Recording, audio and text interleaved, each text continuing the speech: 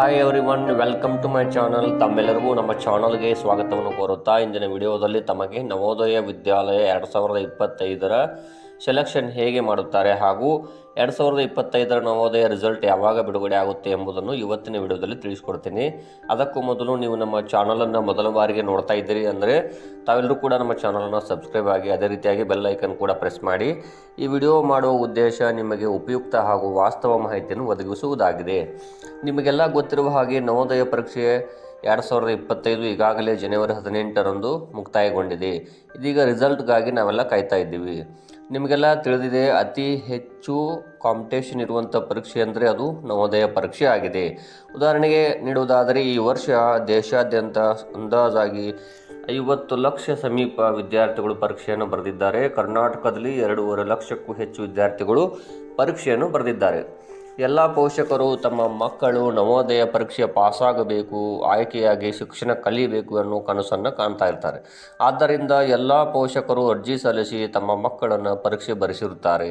ಇನ್ನು ಪ್ರಮುಖ ವಿಷಯವೆಂದರೆ ನವೋದಯ ರಿಸಲ್ಟ್ ಯಾವಾಗ ಬರುತ್ತದೆ ಹಾಗೂ ಈ ಸೆಲೆಕ್ಷನ್ ಹೇಗೆ ಆಗುತ್ತದೆ ಅನ್ನೋದನ್ನು ನೋಡುವುದಾದರೆ, ಈ ಸೆಲೆಕ್ಷನ್ ಲಿಸ್ಟ್ ರಾಷ್ಟ್ರಾದ್ಯಂತ ಬಿಡುಗಡೆ ಆಗುತ್ತದೆ. ಇಲ್ಲಿ ರಿಸಲ್ಟ್ ಎಂದ ಕೂಡಲೇ ಪಡೆದ ಅಂಕಗಳೆಲ್ಲ ಇಲ್ಲಿ ಪ್ರೊವಿಷನಲ್ ಲಿಸ್ಟ್ ಬಿಡುಗಡೆ ಆಗುತ್ತದೆ.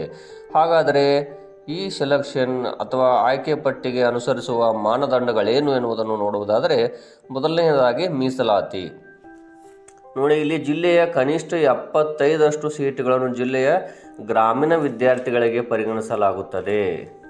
ಅಂದರೆ 80 ಸೀಟುಗಳಿರುವ ಶಾಲೆಯಲ್ಲಿ 60 ಸೀಟುಗಳು ಗ್ರಾಮೀಣ ಪ್ರದೇಶದ ವಿದ್ಯಾರ್ಥಿಗಳಿಗೆ ಮೀಸಲಿಡಲಾಗಿದೆ. ಇದಕ್ಕೆ ಸಂಬಂಧಿಸಿದ ಒಂದು ಕಂಡೀಷನ್ ಏನೆಂದರೆ, ಗ್ರಾಮೀಣ ಕೋಟಾದಡಿ ಪ್ರವೇಶ ಪಡೆಯಲು ಬಯಸುವ ಅಭ್ಯರ್ಥಿಯು ಕಡ್ಡಾಯವಾಗಿ ಗ್ರಾಮೀಣ ಪ್ರದೇಶದ ಯಾವುದೇ ಸರ್ಕಾರಿ ಅನುದಾನರಹಿತ ಶಾಲೆಯಲ್ಲಿ 3ನೇ ತರಗತಿ, 4 ಹಾಗೂ 5ನೇ ತರಗತಿಯನ್ನು ಪೂರ್ಣಗೊಳಿಸಿರಬೇಕು. ಆದರೂ ಕೂಡ ಅಭ್ಯರ್ಥಿಯು ಪ್ರವೇಶ ಪಡೆಯಲು ಬಯಸುವ ಜಿಲ್ಲೆಯಿಂದಲೇ 5ನೇ ತರಗತಿಯಲ್ಲಿ ಗ್ರಾಮೀಣ ಪ್ರದೇಶದ ಅಡಿಯಲ್ಲಿ ಪೂರ್ಣ ಶೈಕ್ಷಣಿಕ ಅವಧಿ ಅಧ್ಯಯನ ಮಾಡಬೇಕು. ಅಂದರೆ ಇಲ್ಲಿ ಈಗಾಗಲೇ 3-4ನೇ ತರಗತಿಯನ್ನು ಒಂದು ಜಿಲ್ಲೆಯಲ್ಲಿ ಗ್ರಾಮೀಣ ಪ್ರದೇಶದಲ್ಲಿ ಅಭ್ಯಾಸ ಮಾಡಿದ್ದು, ಇನ್ನೊಂದು ಜಿಲ್ಲೆಯಲ್ಲಿ 5ನೇ ತರಗತಿಯಲ್ಲಿ ಕಲಿಯುತ್ತಿದ್ದರೆ ಆತ ಗ್ರಾಮೀಣ ಕೋಟಾದಡಿ ಅರ್ಜಿಯನ್ನು ಸಲ್ಲಿಸಬಹುದು. ಇನ್ನು ಸೂಚನೆ ನೋಡಿ, ನಗರ ಪ್ರದೇಶದಲ್ಲಿರುವ ಶಾಲೆಯಲ್ಲಿ 3, 4 ಹಾಗೂ 5ನೇ ತರಗತಿಗಳು ಒಂದೇ ಒಂದು ದಿನದ ಅವಧಿಗೆ ಅಧ್ಯಯನ ಮಾಡಿದರೂ ಕೂಡ ಆ ವಿದ್ಯಾರ್ಥಿಯು ನಗರ ಅಭ್ಯರ್ಥಿ ಎಂದೇ ಪರಿಗಣಿಸಲಾಗುತ್ತದೆ. ಇನ್ನು ಮೀಸಲಾತಿ ಹೇಗಿದೆ? 75% ಗ್ರಾಮೀಣ ಪ್ರದೇಶದ ವಿದ್ಯಾರ್ಥಿಗಳಿಗೆ ಮೀಸಲಾತಿ, ಉಳಿದ ಅಭ್ಯರ್ಥಿಗಳನ್ನು ನಗರ ಮತ್ತು ಗ್ರಾಮೀಣ ಅಭ್ಯರ್ಥಿಗಳಿಂದ ಅರ್ಹತೆ ಆಧಾರದ ಮೇಲೆ ಅಂದರೆ ಮೆರಿಟ್ ಆಧಾರದ ಮೇಲೆ ಸೆಲೆಕ್ಷನ್ ಮಾಡಲಾಗುತ್ತದೆ. ಇನ್ನು ಪರಿಶಿಷ್ಟ ಜಾತಿ ಪಂಗಡದ ಸೇರಿದ ಮಕ್ಕಳಿಗೆ ಸಂಬಂಧಪಟ್ಟ ಜಿಲ್ಲೆಯಲ್ಲಿ ಅವರ ಜನಸಂಖ್ಯೆಗೆ ಅನುಗುಣವಾಗಿ ಸೀಟುಗಳನ್ನು ಕಾಯ್ದಿರಿಸಲಾಗುತ್ತದೆ. ಆದರೆ ಯಾವುದೇ ಜಿಲ್ಲೆಯಲ್ಲಿ ಅಂತಹ ಮೀಸಲಾತಿ ರಾಷ್ಟ್ರೀಯ ಸರಾಸರಿಗಿಂತ ಹೆಚ್ಚಿರಬಾರದು. ಉದಾಹರಣೆಗೆ ಇಲ್ಲಿ ಪರಿಶಿಷ್ಟ ಜಾತಿಯವರಿಗೆ 15% ಹಾಗೂ ಪರಿಶಿಷ್ಟ ಪಂಗಡಕ್ಕೆ 7.5%. ಇದಷ್ಟೇ ಅಲ್ಲದೆ ಇವೆರಡೂ ಸೇರಿ ಗರಿಷ್ಠ 50%ರವರೆಗೆ ಕೂಡ ಆಗಬಹುದು ಅಂತ ಇಲ್ಲಿ ಹೇಳಲಾಗಿದೆ. ಅದೇ ರೀತಿಯಾಗಿ ಜನರಲ್ ಅಭ್ಯರ್ಥಿಗಳಿಗಿಂತ ಹೆಚ್ಚಿರುತ್ತದೆ.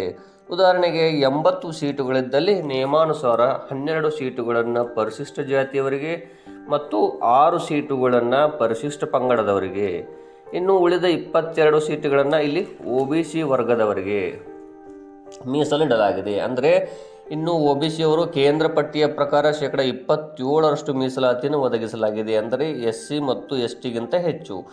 ಒಂದು ವೇಳೆ ನೀವು OBC ಇದ್ದರೂ ಕೇಂದ್ರ ಪಟ್ಟಿಯನ್ನು ಆ ಕಾಸ್ಟ್ ಇಲ್ಲವೆಂದಾದರೆ ನೀವು ಕೂಡ ಜನರಲ್ ಅಭ್ಯರ್ಥಿ ಆಗುತ್ತೀರಿ. ಅಂದರೆ ರಾಜ್ಯದಲ್ಲಿ ನೀವು OBC ಇರ್ತೀರಿ, ಆದರೆ ಕೇಂದ್ರ ಪಟ್ಟಿಯಲ್ಲಿ ಅಂದರೆ ಕೇಂದ್ರ ಸರ್ಕಾರದ ಲಿಸ್ಟ್ನಲ್ಲಿ OBC ಅಂತ ಘೋಷಣೆ ಆಗಿರಬೇಕು. ಅಂದಾಗ ಮಾತ್ರ ನಿಮ್ಮನ್ನು OBC ಅಂತವರು ಆಯ್ಕೆ ಮಾಡ್ತಾರೆ, ಇಲ್ಲ ಅಂದರೆ ನೀವು ಜನರಲ್ ಅಭ್ಯರ್ಥಿ ಆಗುತ್ತೀರಿ. ಇನ್ನು ಮಹಿಳಾ ಮೀಸಲಾತಿ ನೋಡಿ, ಒಟ್ಟು ಸೀಟುಗಳಲ್ಲಿ 1/3 ಭಾಗ ಕನಿಷ್ಠ ಬಾಲಕಿಯರು ಇರುತ್ತಾರೆ. ಅಂದರೆ ಅಂದಾಜು 27 ಸೀಟುಗಳು ಮಹಿಳೆಯರಿಗೆ ಮೀಸಲು ಇಡಲಾಗಿದೆ, ಅಥವಾ ಅದಕ್ಕಿಂತ ಹೆಚ್ಚು ಕೂಡ ಆಗಬಹುದು. ಅದರಲ್ಲೂ NVS ಆಯ್ಕೆ ಮಾನದಂಡಗಳ ಪ್ರಕಾರ ಬಾಲಕರಿಗಿಂತ ಬಾಲಕಿಯರಿಗೆ ಹೆಚ್ಚಿನ ಸ್ಥಾನ ನೀಡಬಹುದಾಗಿದೆ. ಇದರಲ್ಲೂ ದಿವ್ಯಾಂಗ ಮಕ್ಕಳಿಗೂ ಕೂಡ ಮೀಸಲಾತಿ ಇದೆ. ಅಂದರೆ ಮೂಳೆ ಅಂಗವಿಕಲರು, ಶ್ರವಣ ದೋಷ ಹಾಗೂ ದೃಷ್ಟಿದೋಷ ಇದ್ದವರು. ಓಕೆ, ಫೈನಲ್ ಆಗಿ ಹೇಳುವುದಾದರೆ ಒಟ್ಟು 80 ಸೀಟುಗಳಲ್ಲಿ SC 12, ST 6, OBC 22, ಒಟ್ಟು 40 ಮೀಸಲಾತಿಗೆ, ಉಳಿದ 40 ಸೀಟುಗಳು ಜನರಲ್ ವಿದ್ಯಾರ್ಥಿಗಳಿಗೆ. ಇಲ್ಲಿ ಜನರಲ್ ಸೀಟುಗಳಲ್ಲಿ ಎಲ್ಲ ಕಾಸ್ಟ್ನವರು ಬರುತ್ತಾರೆ. ಅಂದರೆ ಮೀಸಲಾತಿಗೆ ನಿಗದಿಯಾದ ಮೆರಿಟ್ಗಿಂತ ಹೆಚ್ಚು ಅಂಕ ಪಡೆದವರು ಸಹ ಇಲ್ಲಿ ಬರುತ್ತಾರೆ. ಇದು ಚೇಂಜ್ ಆಗ್ತಾ ಇರುತ್ತೆ. ಈ ಮೀಸಲಾತಿಗಳು ಪರಸ್ಪರ ಬದಲಾಯಿಸಬಲ್ಲವೂ ಆಗಿವೆ. ಇನ್ನು ಸೆಲೆಕ್ಷನ್ ಲಿಸ್ಟ್ ಯಾವಾಗ ಬಿಡುಗಡೆ ಆಗುತ್ತೆ ಅನ್ನುವುದನ್ನು ನೋಡುವುದಾದರೆ ಮಾರ್ಚ್ 2025 ತಿಂಗಳು ಅಂತ JNV ಅವರು ತಿಳಿಸಿದ್ದಾರೆ. ಯಾವುದೇ ಕ್ಷಣದಲ್ಲೂ ರಿಸಲ್ಟ್ ಬಿಡುಗಡೆಯಾಗಬಹುದಾಗಿದೆ. ಅಭ್ಯರ್ಥಿಗಳು JNV ಪೋರ್ಟಲ್ನಲ್ಲಿ ವೀಕ್ಷಿಸಬಹುದು. ಅಷ್ಟೇ ಅಲ್ಲದೆ ಜವಾಹರ್ ನವೋದಯ ವಿದ್ಯಾಲಯ, ಜಿಲ್ಲಾ ಶಿಕ್ಷಣಾಧಿಕಾರಿ ಕಚೇರಿ, DDPI ಆಫೀಸ್, ಜಿಲ್ಲಾ ಮ್ಯಾಜಿಸ್ಟ್ರೇಟ್ ಕಚೇರಿ ಹಾಗೂ DC ಇಲ್ಲಿ ನವೋದಯ ವಿದ್ಯಾಲಯ ಸಮಿತಿ ಇಲ್ಲಿ ಬಿಡುಗಡೆ ಮಾಡಲಾಗುತ್ತೆ. ಇನ್ನು ಯಾವ ವೆಬ್ಸೈಟ್ ಅಂದರೆ ಇಲ್ಲಿ www.navodaya.gov.in. ಅಷ್ಟೇ ಅಲ್ಲದೆ ಜವಾಹರ್ ನವೋದಯ ವಿದ್ಯಾಲಯ ಪ್ರಾಂಶುಪಾಲರು ಪ್ರಾವಿಷನ್ ಸೆಲೆಕ್ಷನ್ ಲಿಸ್ಟ್ ಆಯ್ಕೆಯಾದ ವಿದ್ಯಾರ್ಥಿಗಳಿಗೆ ಮಾಹಿತಿಯನ್ನು ರಿಜಿಸ್ಟರ್ ಮೊಬೈಲ್ ನಂಬರ್ಗೆ ಕಳಿಸುತ್ತಾರೆ. ಇಲ್ಲಿ ಗಮನಿಸಬೇಕಾದ ಅಂಶವೆಂದರೆ ನವೋದಯ ಸಮಿತಿಯವರು 2 ವೇಟಿಂಗ್ ಲಿಸ್ಟನ್ನು ಸಿದ್ಧತೆಯಲ್ಲಿಟ್ಟುಕೊಂಡಿರುತ್ತಾರೆ. ಕಾರಣವೇನೆಂದರೆ ದಾಖಲೆಗಳ ಪರಿಶೀಲನೆ ವೇಳೆ ಅಪೂರ್ಣ ಮತ್ತು ಅಸಮರ್ಪಕ ಹಾಗೂ ಸುಳ್ಳು ದಾಖಲೆಗಳು ಅಂತ ಗೊತ್ತಾದಲ್ಲಿ ಅವರ ಸೆಲೆಕ್ಷನ್ ರದ್ದುಪಡಿಸಿ ವೇಟಿಂಗ್ ಲಿಸ್ಟ್ನಲ್ಲಿರುವವರನ್ನು ಆಯ್ಕೆ ಮಾಡಲಾಗುತ್ತದೆ. ಅದೇ ರೀತಿಯಾಗಿ ಇಲ್ಲಿ ಪ್ರಾವಿಷನಲ್ ಸೆಲೆಕ್ಷನ್ ಲಿಸ್ಟ್ ಆಯ್ಕೆಯಾಗಿದ್ದವರು ಅಡ್ಮಿಷನ್ ಆದ ಹಾಗೆ ಅಲ್ಲ, ದಾಖಲೆಗಳ ಪರಿಶೀಲನೆ ನಂತರ ನಿರ್ಧರಿಸಲಾಗುತ್ತದೆ. ಆದ ನಂತರ ತಾತ್ಕಾಲಿಕ ಆಯ್ಕೆ ಪಟ್ಟಿ. ಇಲ್ಲಿ ತಾತ್ಕಾಲಿಕ ಆಯ್ಕೆ ಪಟ್ಟಿಯಲ್ಲಿ ಆಯ್ಕೆಯಾದವರು ಈ ಕೆಳಕಂಡ ದಾಖಲೆಗಳನ್ನು ಸಿದ್ಧವಾಗಿ ಇಟ್ಕೊಳ್ಬೇಕು.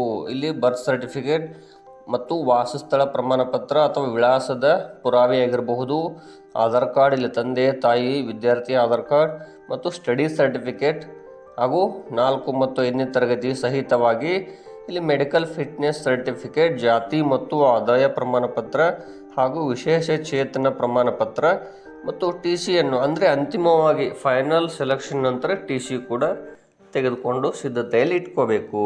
ಇಲ್ಲಿ ಇಷ್ಟೆಲ್ಲ ಮಾಹಿತಿಗಳ ಆಧಾರದ ಮೇಲೆ ಇಲ್ಲಿ ಆಯ್ಕೆಯನ್ನು ಮಾಡಲಾಗುತ್ತದೆ.